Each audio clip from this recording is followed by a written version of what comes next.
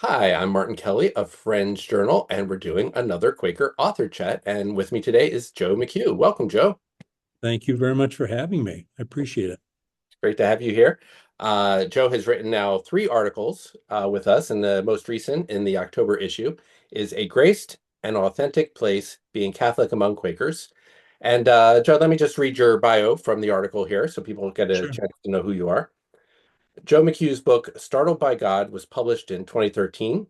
He teaches in the certification program in spiritual direction in the Perkins School of Theology at Southern Methodist University. He's worked for two global human resource consultancies and served in leadership roles at three Friends schools. He lives in Cincinnati, Ohio, and attends Community Friends Meeting.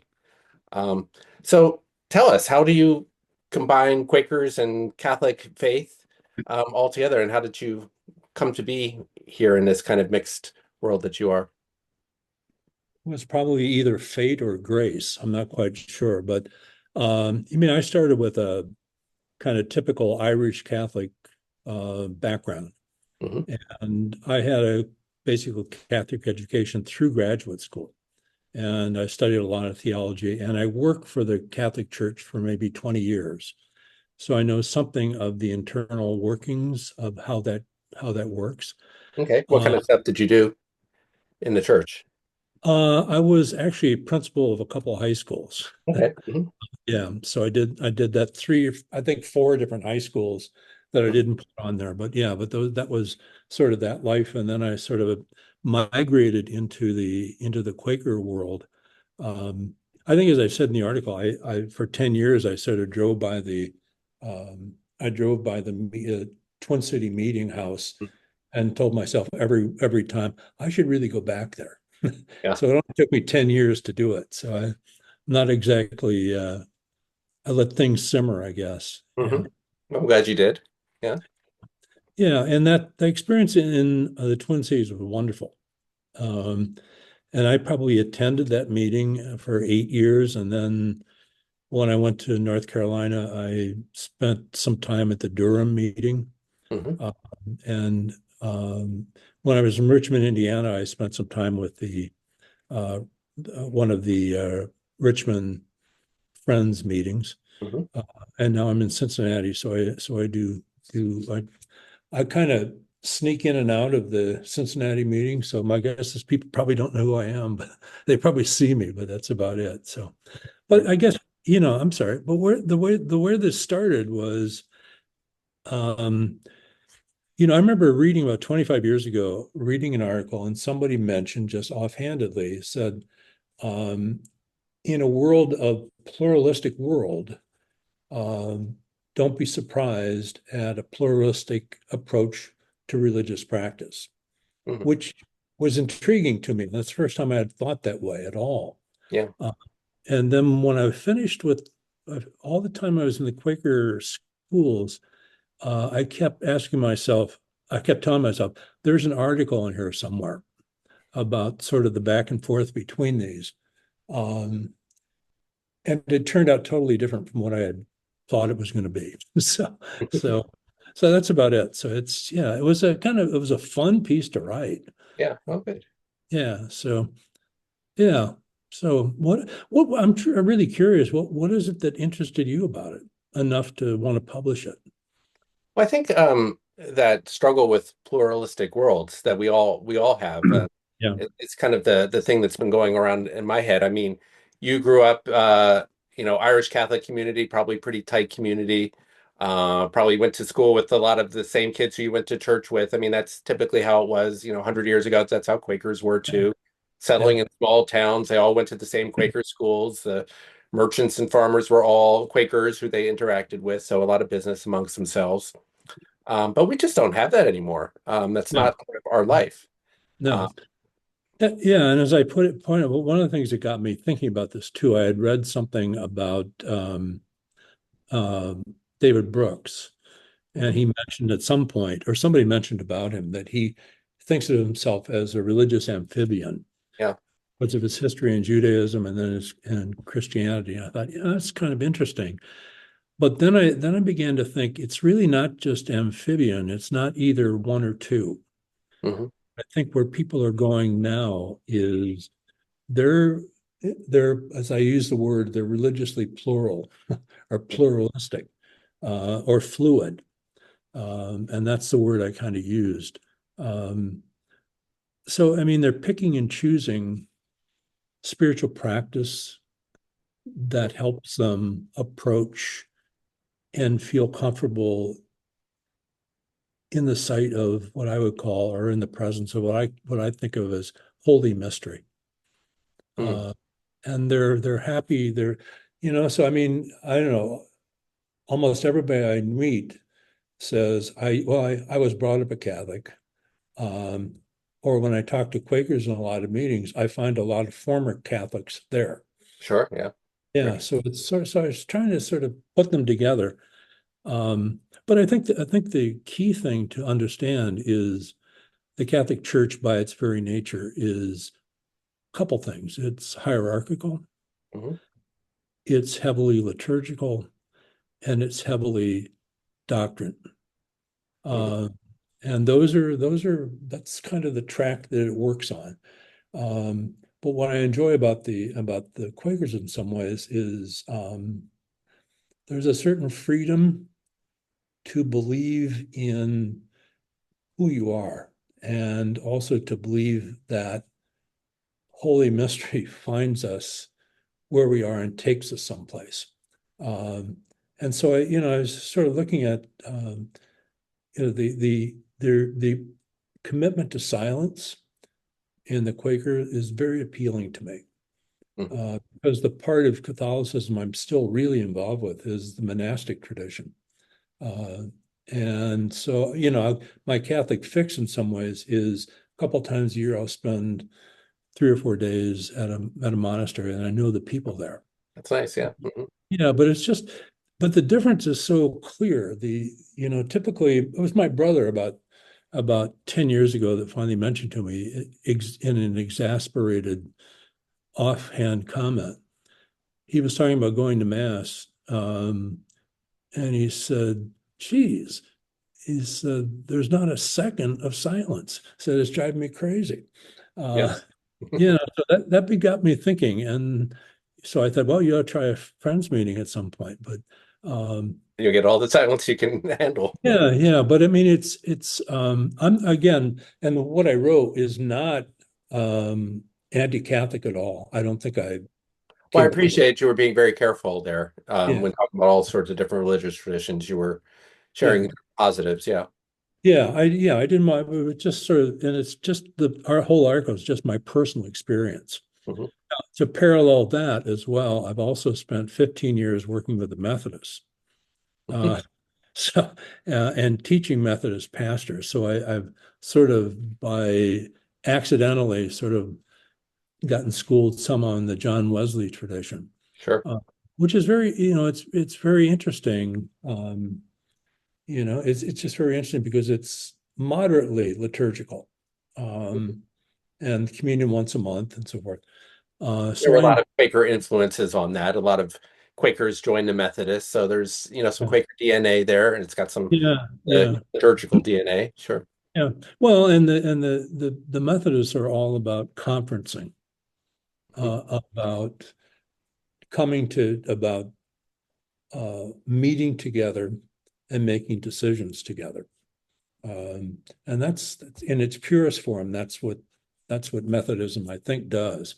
Mhm. That's been my experience of it. So it was sort of out of that background that I kind of came. But I mean, the only thing I'm trying to get at is people find, especially today, I think people are looking are looking for something to practice, some way of finding a way toward what I call holy mystery. Yeah. Uh, and it's going to come in very pluralistic ways for people. There are people I know who are Catholic who are very, very committed Catholics. Okay, I get it. Um, I think one thing that's going on with the Catholic Church in the United States, at least at this point, is it's becoming more and more conservative. Hmm. Uh, as Definitely. I, yeah, as I pointed out in the article, I would not be surprised if in 10 years most of the masses are back in Latin again. Hmm. Uh, Seriously. Yeah, no. Oh, I Yeah, and have a lot of friends who are very fans of the Latin Mass. So yeah, yeah, I know, but it's surprisingly, it's basically young people. yeah, And what they're looking for as well is they're looking for access to mystery, and they'll claim that, mhm, and there's some truth to this, that um, the Catholic Church has sort of eclipsed a lot of the mystical part or the contemplative part of Christianity. And it's become, I mean, my experience in a lot of churches, not all, is that the liturgy is very fast and very not much time for silence. mhm, And I think my sense is a lot of people yearn for silence. You yeah, know, that's kind of the language of God, as far as I'm concerned. It's going to come to you in silence. So I see naturally a lot of what I would call contemplative Catholics who move to Quakerism mhm. find that a very healthy, good place to be. And I do too, you know. But it's just, it's just kind of interesting, I think.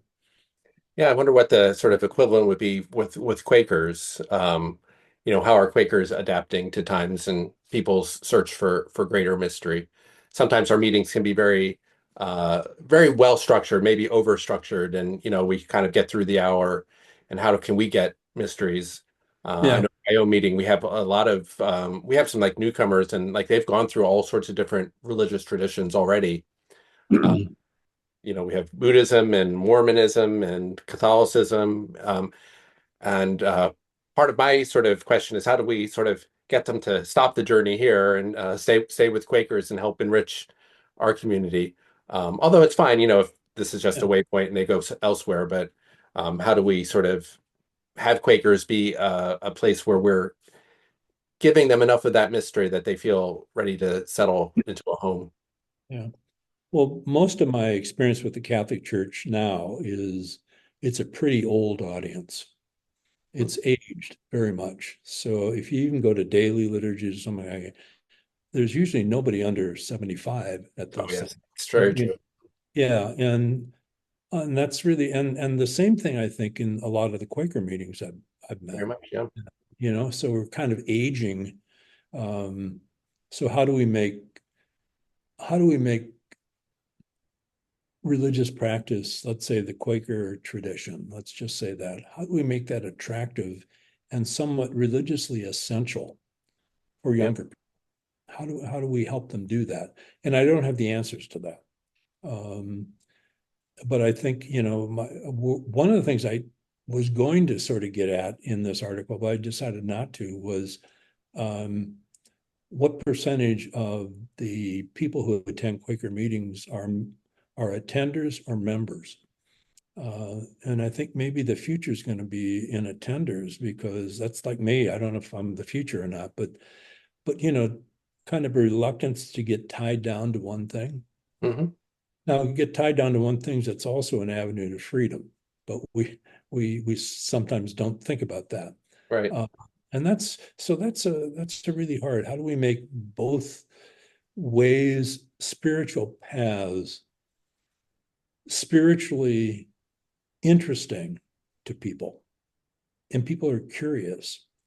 And people who have at this point um, probably, I don't work on the assumption that most people have any background in religious background. That's totally kind of the way I approach most people. Hmm. As I said, so many people tell me I used to be Catholic. Okay, so, or I'm spiritual but not religious. Okay, Yeah, well, very common. Yeah. yeah, and that can be a very lonely place to be Yeah.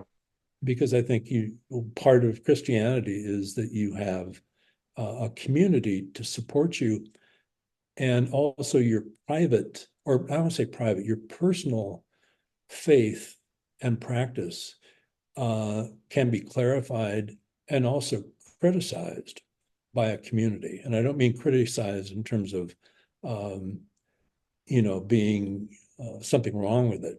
It's just, the community has some say in how you experience things. So Mhm. it's sort of the one in the many, if you want. It's sort of the Yeah, problem. on a little tough love or whatever, not exactly tough love, but that we talk to people and get vulnerable enough that we can share our feelings and opinions about one another and really sort of help one another grow. It's a tricky balance, but it is, I It think, really is. potential for intimacy, spiritual intimacy in a meeting. Yeah, it's really true. I mean, there's has to be, at least to me, let me put it this way. I think my experience is that our religious practice, if we do it individually, Hmm.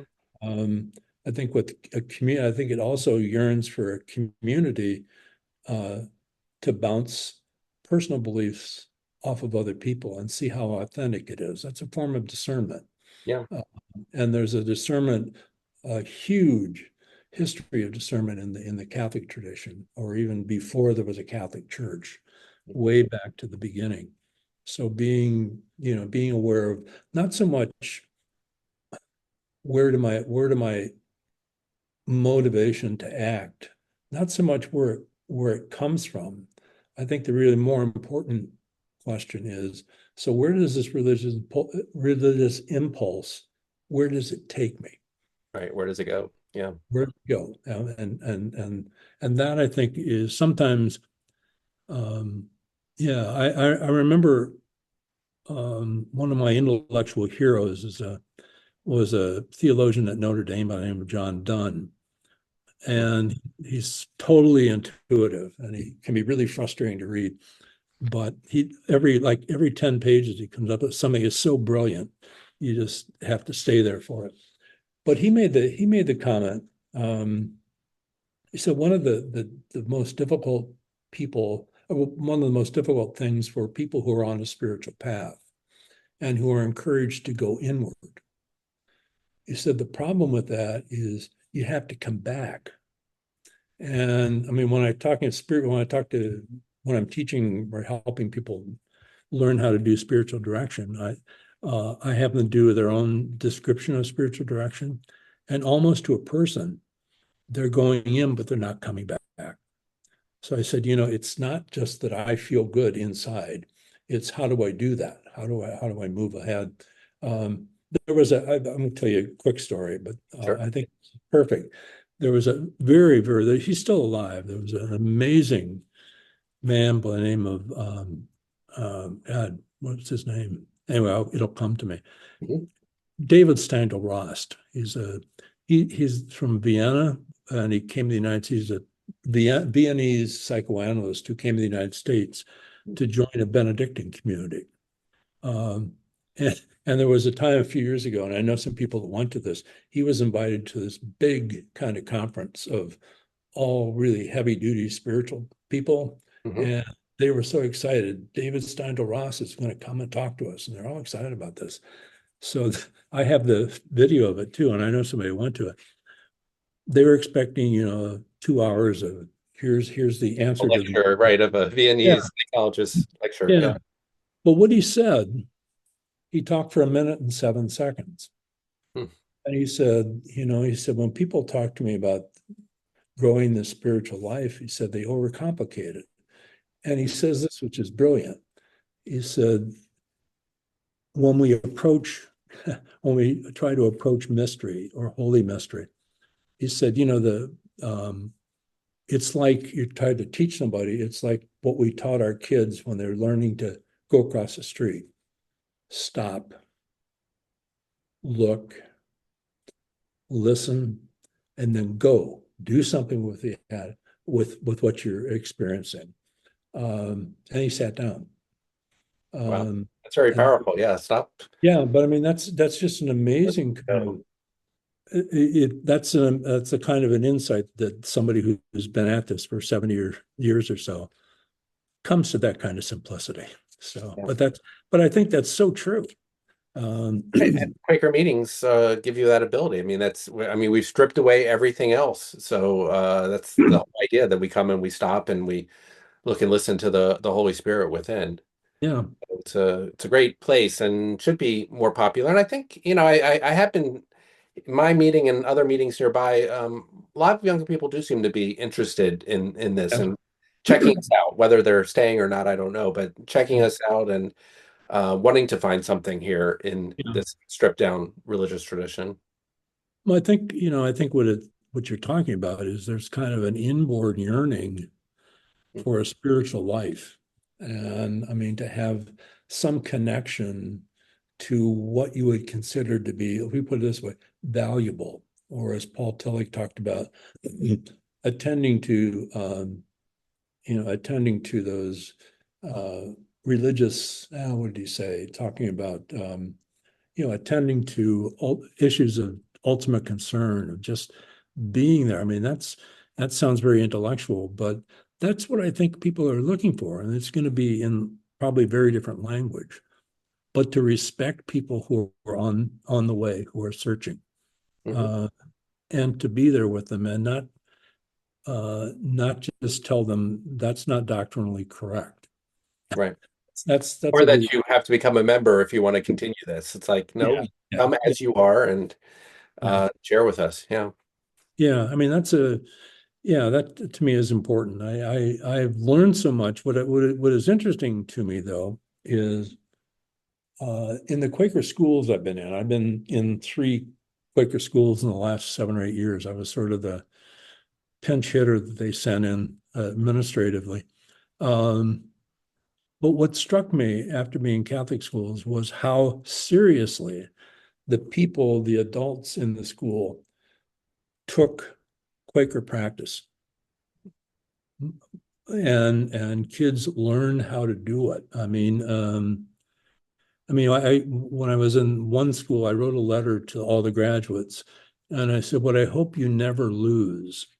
And some of these kids have been in, at least in Carolina, they have been in Friends School for 15 years by the Mm-hmm. time they graduated.